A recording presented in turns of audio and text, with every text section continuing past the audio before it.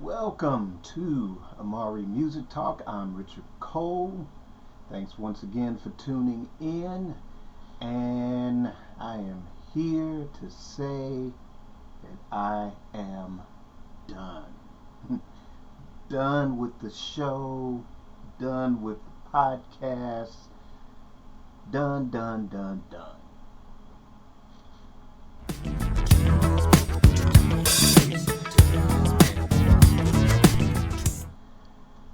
So,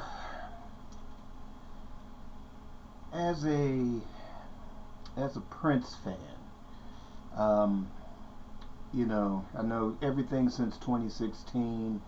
It's been an adjustment, and everyone's trying to cope, and everybody's coping in their own way. Part of my coping mechanism was doing this show originally with Amari Purple Talk. Then it morphed into Amari Music Talk. But, I don't know, just compared to some of the other estates, it's weird. I don't know, I guess Prince would be the first, where the only artist where I'm like a first generation fan. There's a lot of groups from late 70s into the 80s where, first generation fan and support a lot of the material. But when dealing with the vault of such a legacy artist, compared to others that I listen to, you hear me bring up the Hendrix estate, like that's the gold standard. And granted, I guess I would be a second generation fan with Hendrix.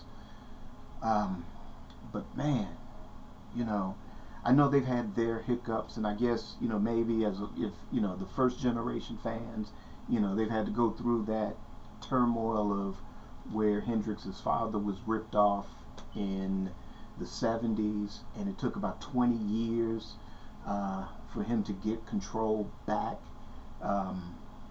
That control passed on to his daughter. Since 1996, that estate has been putting out great stuff.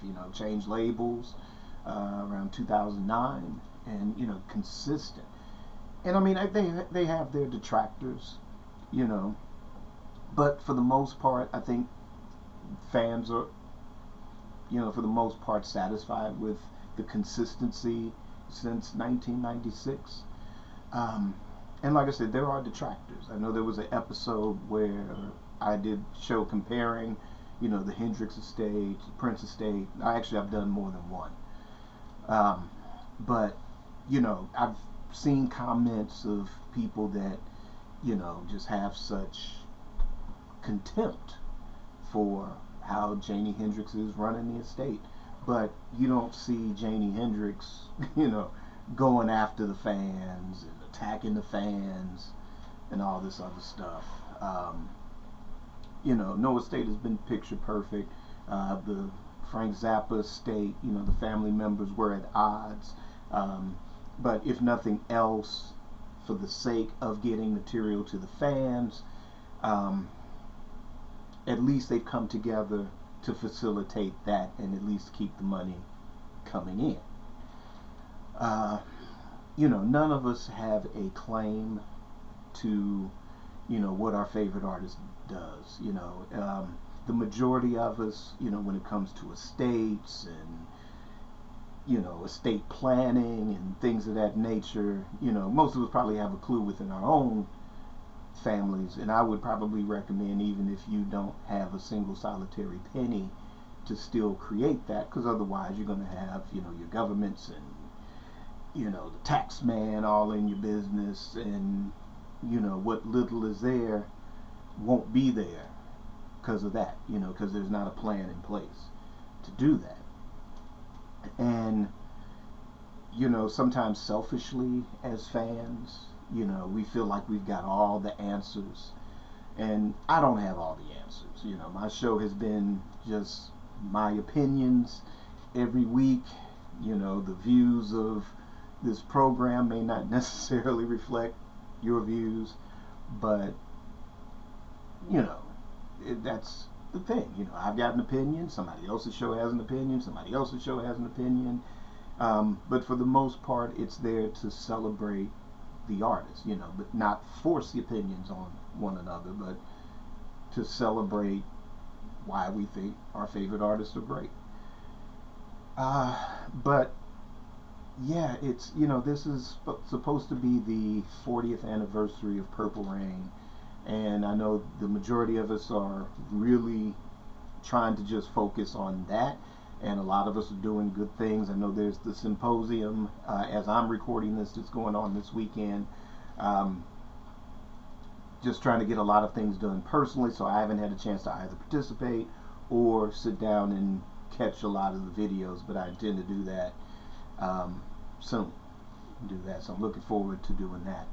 I know my personal faith had been shattered because of all the division, all the infighting, the, you know, states attacking the fans, and you know, it makes it hard to just sit back and just enjoy the music. But I did have an opportunity to see St. Paul and the Minneapolis All-Stars. This was the previous Tuesday, which would have been April 9th, at the City Winery, St. Louis. Had a great time. They came, they brought the funk. There were a lot of Prince supporters. You know, probably the entire joint was filled with Prince supporters. Or if nothing else, people that just want to check out a great band, jam some Prince tunes. And I enjoyed it, you know, and it was good hanging out, you know, lots of people there. So, you know, it was a good spirit, good energy.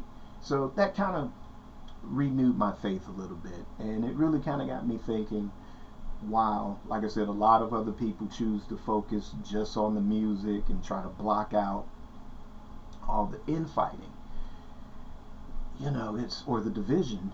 You know, my thing has been, you know, there is that, and I get that, but you know, there's still product, and I guess, you know, while it's easy to say because it's Prince or whatever, it's like, oh, I gotta have this vault track, or I gotta have this, and I gotta have that, or whatever, and this CD and this box set. What's going to be very challenging for me, if a lot of this dust doesn't get settled within the next several years, is spending consumer dollars on a product that doesn't have good energy behind it. Like I said, you know, when you see a Beatles box set release, or you know, a compilation, or anything new from the Beatles, they're, again, detractors, but I would say a good 98%, you know, and I don't know, maybe I'm being too optimistic, but you know, the things that I see, it's a thing of, depending on what the product is, there are people, the overwhelming number of people buy it.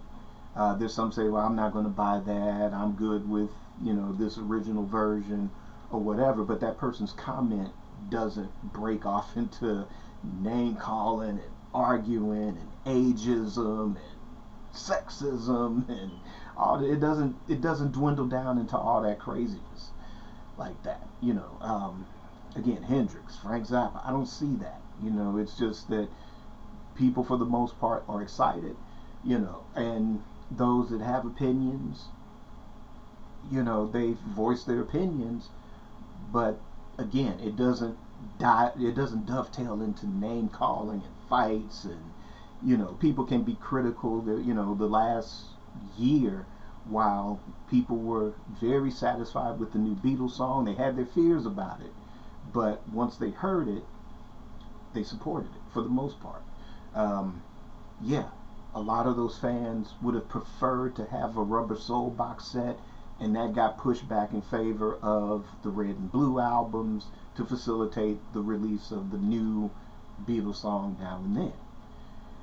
And people voiced their opinions. But again, it didn't dovetail in the name calling. You don't see, you know, Apple Corps, you know, the Beatles company, like, oh, that person said that mean thing about me? Yeah, I'm going to take them to court. Nah, I mean, pretty much where I come from, it's like this. It's like you, if there's negativity that's out there, you know, and you're focused on whatever it is, your project, your whatever it is that makes you positive, you focused on that goal, and nobody's taking you off of that goal. Yeah, you're gonna have haters out there. You know, that's unavoidable.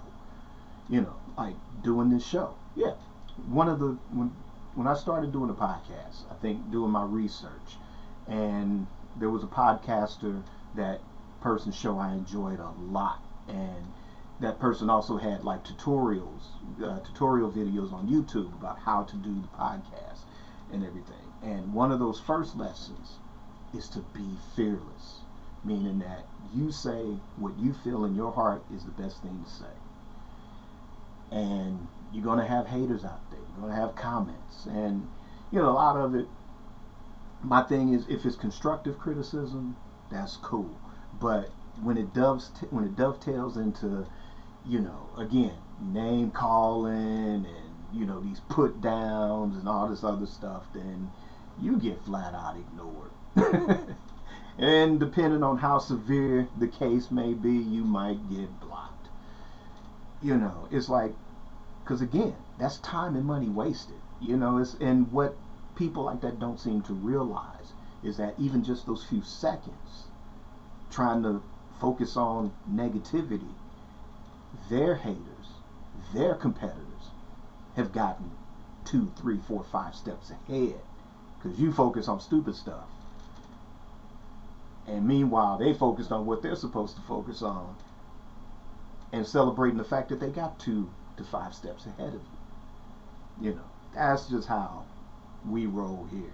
You know, that's just how it is. You know, we ain't got time for all of that. And when you talk about somebody at that particular level, okay, you in control of this thing. You know, it's not easy for anybody on top or any position. You know, sometimes one of my favorite analogies is this. It's like you could cure cancer. Somebody's going to have a problem with it. You know, that's unfortunately, there's positive energy and there's negative. You know, or we kind of live in this world of yin and yang. Eastern philosophies deal with that aspect of it, where Western ones, it's always, no, it's got to be something outside of you for your salvation. You know, when the goal is to find that balance, to find that peace. And, you know, once you find that balance, then, you know, there are doors that open up for you. And that's just my thing. You know, it's like, okay, you know, how can I support a situation, or how can I support a consumer product when it's like you coming at people like that? You know, so that's, in a nutshell, like I say, I'm just pretty much just done. Done with the whole thing. So, well, actually, it's going to be this. All right. So, the Purple Notes Unveiled podcast will be no more. So, it as a podcast, it's gotten some pretty good numbers. The segments that I have shared on YouTube, the numbers haven't been quite as good as the Amari Amari Music Talk numbers. And, you know, Amari Music Talk, I am proud of the content that is there. Especially, I kind of have a gauge on what Prince content works for Amari Music Talk, and have an idea of what really doesn't quite fly on that. Also, to the Comics Box podcast, to build that to the levels of an Amari Music Talk, it's just going to be too time consuming, and you know, those numbers aren't there. The level of support as far as like monetization, whether it's Patreon or even with YouTube, is just not there enough to really grow that. And like I said, there's other projects that I'm currently working on. um, I enjoyed the support that the Funky Poetic Bootlegs album has generated thus far. um, but I need to get it to the level to where I can start producing physical content for that, as well as the upcoming Reset EP. Because in addition to the streaming and whatever, whether you get it on Bandcamp or the website, cool. But want to have some physical product available as well, and need to have the means to do that. Like I said, it's a bunch of stuff I would, could expound on, but that this would end up being like an hour show and everything. But what will continue will be Amari Music Talk. That is going to stay consistent. Like I said, I know what Prince topics work. I know which ones don't work now. So the ones that do work, we'll continue to focus on those and bring those to you. Your numbers have spoken. Also, I'm very, very happy about the non-Prince stuff. So that's going to continue as well. It's been consistent, pretty good for my satisfaction, but I would like it to grow. One of the new phrases is to keep it going and keep it growing. So the non-stuff like dealing with P-Funk or the latest with Ernie Isley, I'm very, very grateful for your support on that one. I want to get that to 1,000 views, 1,000 plus views, and it's only, maybe 20, 30, under 40 more views away from that happening. So I want to see that continue as well, and that will be what Amari Music Talk will focus on. So there'll be, again, mostly Prince material. There will also be other artists and albums that I will focus on. So here's how this will work. Amari Music Talk will, as far as a podcast, will substitute for the Purple Notes Unveiled podcast. So that way I can bring that to you just as consistent as I do with the YouTube videos. Most of that will be audio on podcast, video on Patreon as early access, and then later on YouTube. And with that being said, with Patreon, there will be bonus content for Amari Music Talk. There will also be, of course, early access. And as far as I have the tiers set up, the Patreon page will also facilitate the upcoming comic book line that I'm dropping. So hopefully, first issue should be coming in June. That will be the answer, and there'll be more on that. I'll do a special video on the comics line and what to expect and what titles are dropping and when, so stay tuned for that as well.